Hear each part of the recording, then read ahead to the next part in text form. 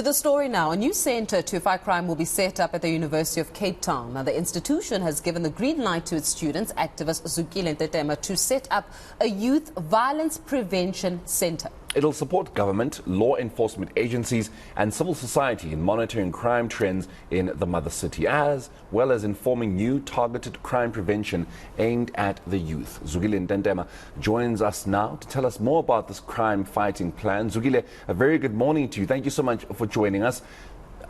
I think it would be an obvious question to put forward to you to ask what it is that brought about this idea to essentially have this particular initiative. Good morning, and good morning to your viewers and your listeners.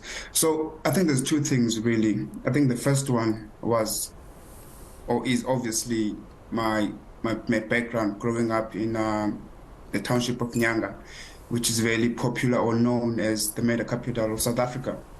So witnessing and seeing many people passing away, young and old, and I have a story that always reminds me of violence. When I was going to school as a kid, someone was shot in front of me, and I had to go to school and continue with my academics without counseling.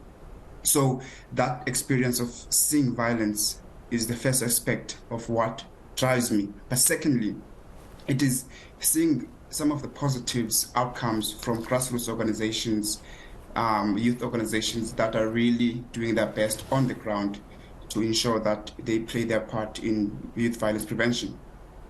Yeah.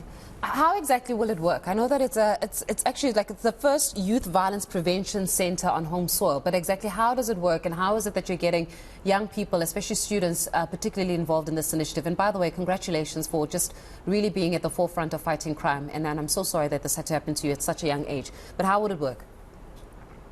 Thank you so much for the concern. Yeah, so I think my story is not a unique story. It's a story of many young people in South Africa who have experienced violence.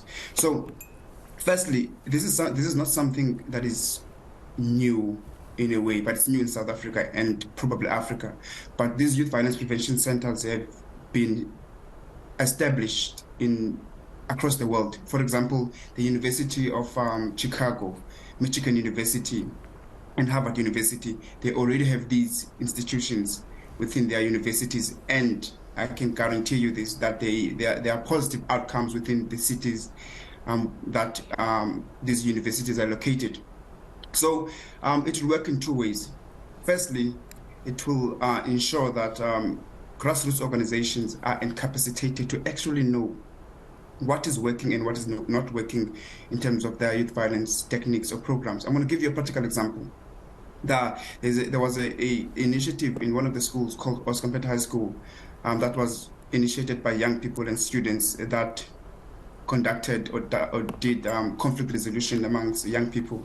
Their initial goal was to prevent a conflict before it escalates into something huge.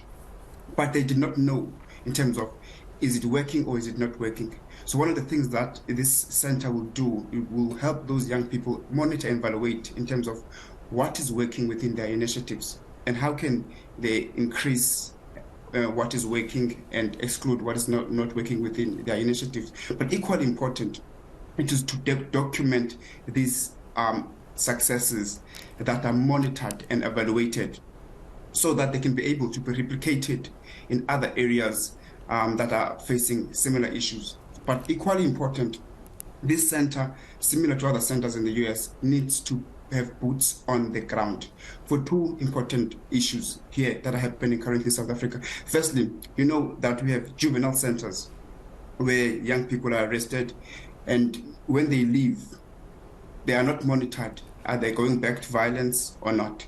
So we want to deploy social workers to work within those juvenile centers, to work with those young people when they are ready to leave those juvenile centers and find a pathway for them to not go back to the life of crime or violence.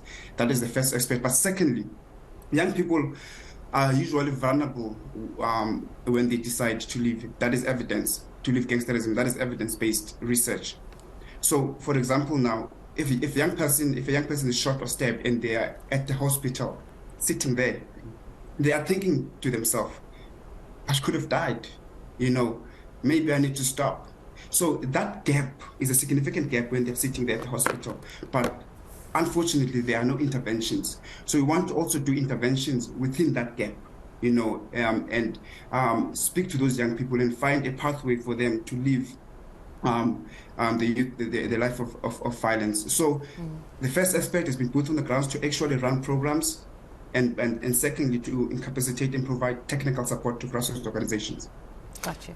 Zukile, thank you very much, and we can only but hope that this is something that, I mean, we know that it's an initiative that seeks to support government, law enforcement agencies, as well as civil society. We can only but hope that it receives, importantly, the financial backing that it deserves, because we do not have an initiative of this nature, as you had mentioned, not only in South Africa but on the African continent, inspired by what you have seen from the United States. So we can only but hope that this particular initiative gets the support that it deserves. But we'll leave it there with you for this morning. Thank you very much for joining us here on the South African Morning.